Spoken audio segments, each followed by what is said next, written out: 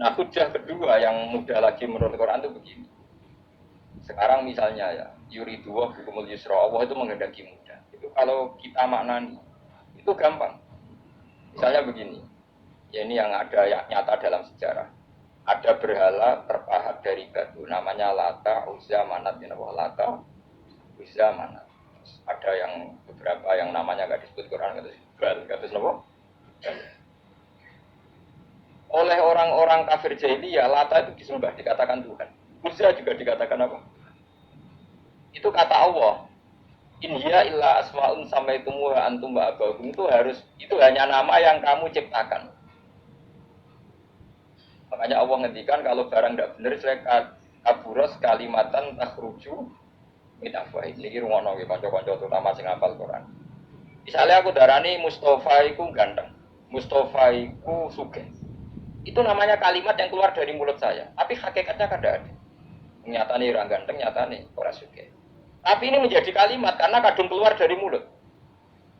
Problem ya. Tapi ini menjadi kalimat karena kadung keluar dari apa? Mulut.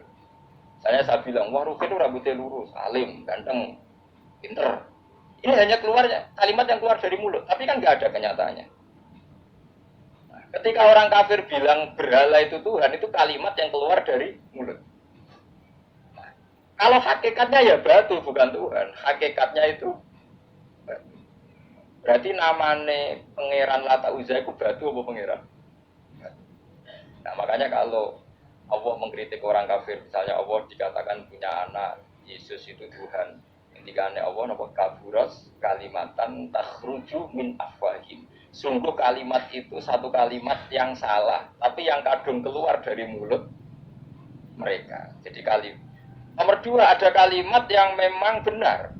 Seperti saya mengatakan 1 ditambah 1 2, 2 tambah 2 4. Nah, itu baru hak karena nyata. Dikatakan apa enggak dikatakan ya tetap 2 ditambah 2 4. Sama dengan la ilaha illallah. Jadi la ilaha illallah itu sudah wujud sebelum sedunia ngaku la ilaha illallah itu sudah ada apa belum? Kalau berdaya. Sebelum ada orang Islam di seluruh dunia, Allah satu itu sudah wujud belum? Sudah. Kenyataan ini sudah ada belum? Sudah. Lah berhubung sudah kadung ada, kita hanya menyaksikan. Asyhadu, saya bersaksi. Alamu, saya tahu. Karena sudah ada, makanya disebut fa'lam annahu la ilaha illallah. Wong sudah ada, kita tinggal tahu, tinggal bersaksi. Nah, kalau yang tidak ada itu mbok dikatakan pun tetap tidak ada, itu hanya jadi kalimat yang keluar dari mulut, barangnya ada. Ya, ada disebut apa? Kaburas kalimatan khruju min afwahim. Yaquluna illa jadi kalimatnya itu ada, tapi fakta yang ditunjuk kalimat itu tidak. Paham ya lah. Mulanya ciri utama agama itu kulja al-haqqu wa zahaqal batil. Barang hak itu pasti ada, yaitu Allah.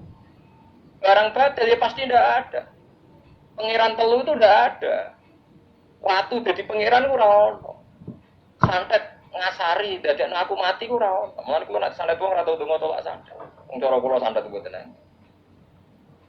Ana percaya jajal kok sing mati ra kowe, paham ya. Dadi ini gitu.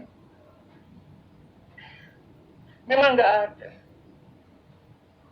Lho soal misalnya tapi wonten Gus yang mati ana dome ning wetenge ngene. Ya sing ana to. Iku jenenge ora santet biasa wae. Karena mati kena santet itu biasa ketika strep ya mati. Kena virus. Cara aku mah panteni santet itu malah lambat, kadang 3 dino lagi mati. Caspleng truk. Casplengnya pesawat. Jadi ini gue yang paling angel nih gue di bab tauhid. Sebenarnya tauhid itu gampang, bukan jelimet. Makanya Allah melatih kita yuri dua bikumul yusra. Andekan manusia seluruh dunia dipoling untuk melihat Lata dan Uzza, itu apa? Gak usah ada orang Islam, gak ada orang kafir, gak usah intervensi. Pasti mereka jawab itu batu. Andekan Isa Yesus itu dipampang di dunia, orang poling, orang Islam kafir, gak ada intervensi. Pasti akan bilang itu manusia. Tapi lewat rekayasa dicitrakan itu Tuhan. Lata Uzza dicitrakan itu Tuhan. Itu disebut wa makaru wa makarawa. Jadi dia didesain sedemikian. Misalnya di Yunani itu orang kalau bilang Tuhan itu akal, makanya bilang logos. Log itu logos. Tuhan itu arot. Ini rumah itu sampai salah, nah salah kafir. Tuhan itu arot, Tuhan itu sifat. Jadi Tuhan itu tidak ada zatnya. Kemudian logos ini nempel di Yesus, kata orang Kristen. Sehingga logos. Logika akal. Makanya kalau orang filsafat darani Tuhan itu akal satu, akal dua, akal tiga, akal. Makanya disebut logi, ideologi log. Nah, pertanyaannya kemudian saat Allah itu arot, Allah itu log, kemudian belum ada tempatnya, Allah bergentayangan di mana? Sebelum Yesus ada, terus lalu Allah bersemayam di mana? Terus ada orang Majusi bersemayam di api, nanti orang kafir jahiliyah bersemayam di arca-arca itu. Yang orang kuno Majusi di mana, di gunung apa, mungkin orang Sugian di gunung Kawi macam-macam gitu. Terus wah itu kan terus jadi repot. Repotnya adalah kalau sifat itu harus nempel di zat, dan zatnya mana nggak jelas. Itu satu. Nomor dua, sifat itu sama mausuf itu mesti dulu mausufnya. Makanya kata ahli ilmu kalam, jangan pernah kamu mengatakan Tuhan itu sifat. Kalau Tuhan sifat nanti butuh nempel nopo. Makanya terus kita diajari walillahil asmaul husna. Allah itu zat. Kemudian pada zat ini ada asmaul husna. Jadi mulai dulu Allah itu al-qayyum, zat yang berdiri sendiri. Nah, ini pentingnya ngaji. Ada wong alim mesti wali. Ana wong alim ra wali goblok-gobloke wong alim. Kok seneng duwe kudune wong alim iku wali. Imam Syafi'i ketika disebut wali si awali sipil. Nah aku ra wali ning dunya ora ono wali.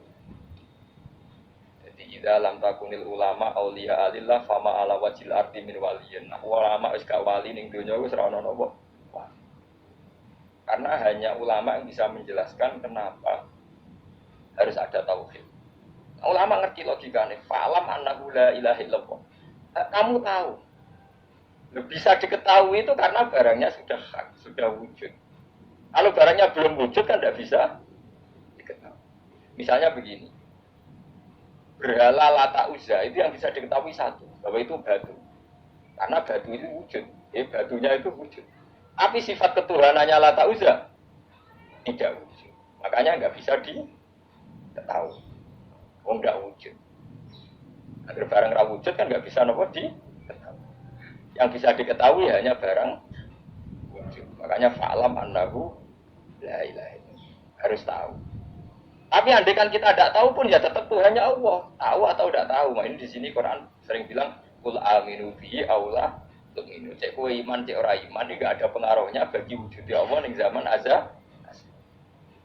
Di kula baleni malih itu memang jadi dulu itu orang-orang terjebak ketika Tuhan ning Yunani dianggap logos log. Kemudian di Timur Tengah Tuhan itu dianggap satu arot sing nempel sifat sing nempel ning berolo-berolo.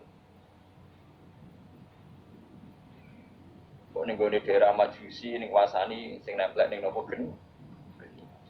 Mon niku alhasil akhirnya semuanya itu kalah dengan tauhid sing digawa Kanjeng Nabi Muhammad sallallahu alaihi wasallam. Bahkan sekarang yang Nasrani pun itu tidak pede dengan teori trinitas. Orang kan sekarang tahu semua kan perdebatannya Ahmad Didat sama Stanley Fischer itu macam-macam itu kan sampai ada seorang mahasiswi dari Swiss ketika yakin sifat Tuhan yang dijelaskan Ahmad Didat bilang sepertinya Tuhan Anda lebih menarik. Karena dibilang Tuhan Islam itu tidak punya anak, tidak diperanakkan, tidak ada padanannya. Kalau Tuhan Anda ini padanannya banyak gini-gini. Ada orang tertarik, sepertinya Tuhan Anda lebih menarik. Karena sifatnya lebih apa? Ya lebih menarik. Terus tadi maknanya walad itu kalau menurut ilmu kalam itu dua. Walad itu anak fisik, anak gen. Atau walad maknanya tawalud, konsekuensi dari satu hal. Tapi tidak karena diciptakan.